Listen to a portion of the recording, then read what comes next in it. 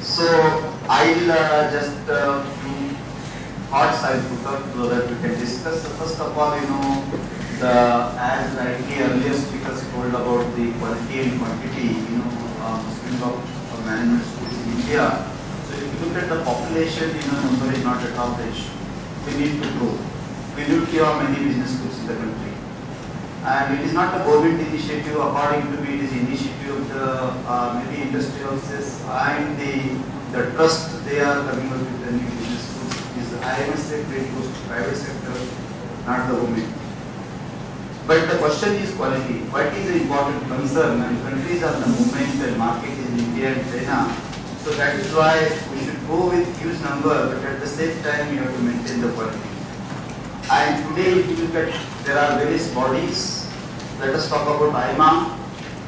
When MBA schools or PG diploma schools have a problem, probably you know that IMA, raise the hand and we are no concerned. We don't want to enter any kind of politics. So that is the kind of body IMA we have.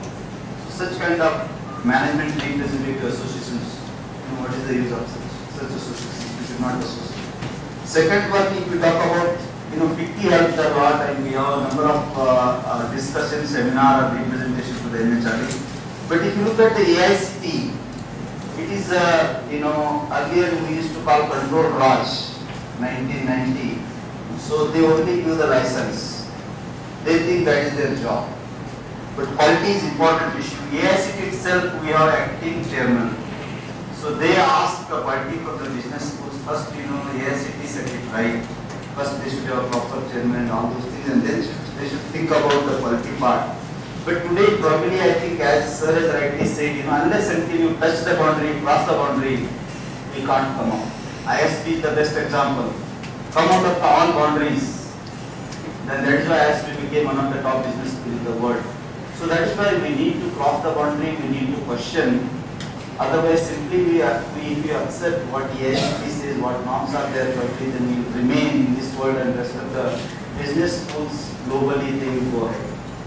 So that is why in this juncture, the IMA is to play a very significant role, and Prabhuji said many things. It is a 20-year-old institution, and the educations and training programs for the teachers, faculty members. So if you look at the engineering college, this professional, all professional courses, management courses, institutions are much more. Next, engineering, World Bank and MHRD under the 50, they did many programs, and I trained 2005 to 9, more than 450 the NIT directors and deans and principals of the engineering college. Those kind of programs, they are the need of other, and I must take a lead. But if you look at the quality business school, only future belongs to quality business schools. Then how to build the quality is important. As Professor Rao rightly said, the quality is most important. So along with the quantity, quality has to be there. But what are the essential elements to build quality into the business schools? That is what very important we all need to discuss, and we all need to act on that. So for that purpose, first of all, we need a global curriculum, because today borderless economy is there. Because of borderless economy, our business school students, once they pass out, they have to go any part of the world, they have to do the business. So that is why global level curriculum has to be there. So there is need to revisit our curriculum. That is one important thing. And probably here again, IMA can play important role, and AIDS can play important role. And if you look at AICT was once upon a time, a few months back, they wanted to give a curriculum to all PG diploma schools without having any expertise. And even if you look recently, AICT along with the IMA, they organized the accreditation seminars. And those who gave the seminars, they were not at all having any accreditation expertise, never undergone any kind of international or national accreditation. So that kind of seminars, they are wastage of time. We need to take expertise. In India, we have a lot of expertise, and that is why it is very important to go along with those kind of expertise, and we have many such expertise like Dr. Rao.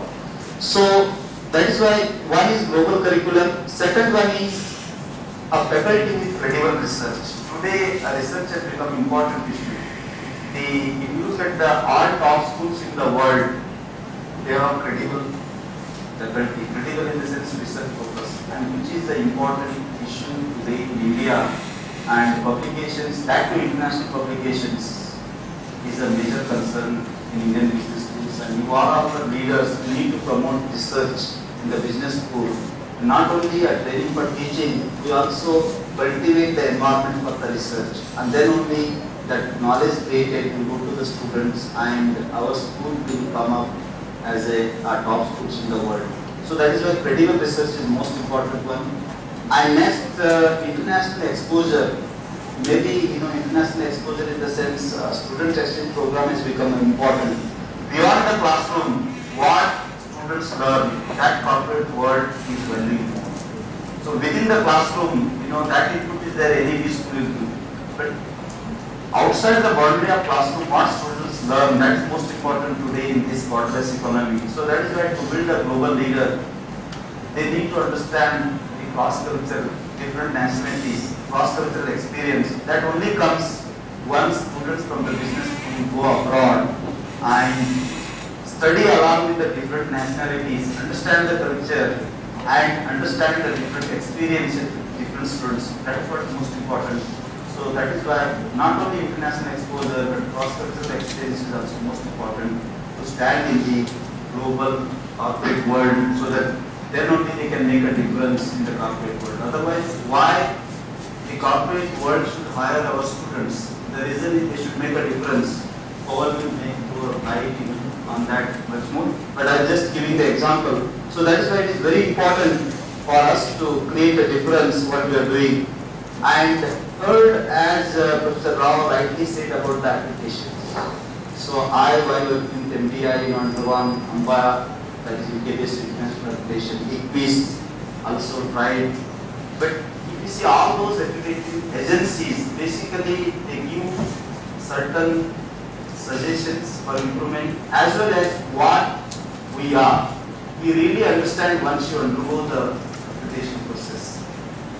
There, if you look at the research, that ICBIS research is most important. If you look at the AMBA, research is there, but that is not that important comparing to the AACSP and ICBIS. So that is why if any business school wants to begin the international accreditation, they should begin with AMBA, then they can march towards AACSP and then ICBIS. According to me, is the toughest process.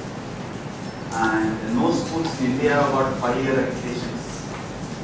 Maybe Ahmedabad and Bangalore, they are, I think Ahmedabad is 2 years accreditation. So the reason being is internationalization as far as faculty is concerned, student is concerned, and every aspect, curriculum is concerned. Those are things are the issue in India, and those things we need to correct. And accreditation part, again, if you look at the accreditations, basically it is a label, it is a recognition. You build a brand and you can differentiate or stand up in the crowd, and that will not come free of cost. It cannot be like ISO 9000 or some other body in which can participate. Today, you need to really work hard to get these kind of accreditations.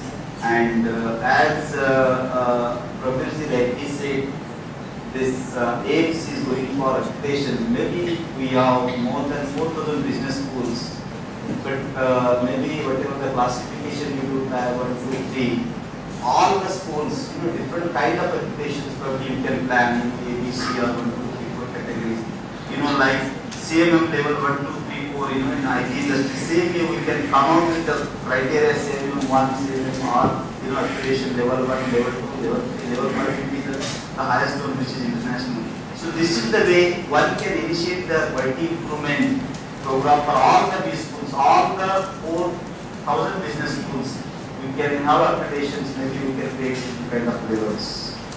And apart from that, today we need a knowledge infrastructure which is most important than the physical infrastructure. Today, once upon a time in India, if you look at the current speech from Jairam Ramesh, and even if you look a speech from Narendra Modi, they categorically told about so-called branded institutions, about IIMs and IITs. They said that there are no more quality institutions.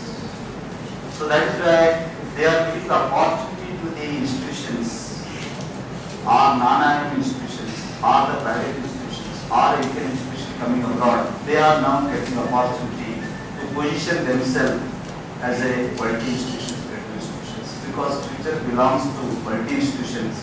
And if you look at the locations today or the faculty position in IIMs, so definitely that is advantageous for all of us to grow faster than, because if the competition is there, it is difficult to grow. But today IIMs are no more competition if you look at the global business schools. So that is why it is very easy to position once you look at the accreditation part and global curriculum, and networking through AIMS definitely helps us to grow fast, and all these schools can position faster than the others and improve the quality. So with this, I just four important points: global curriculum, global exposure, and faculty with credible research, and knowledge infrastructure and application. These are the five things. These are the essential elements for any business school to become a quality business school. So this is what discuss I can say, and then further we can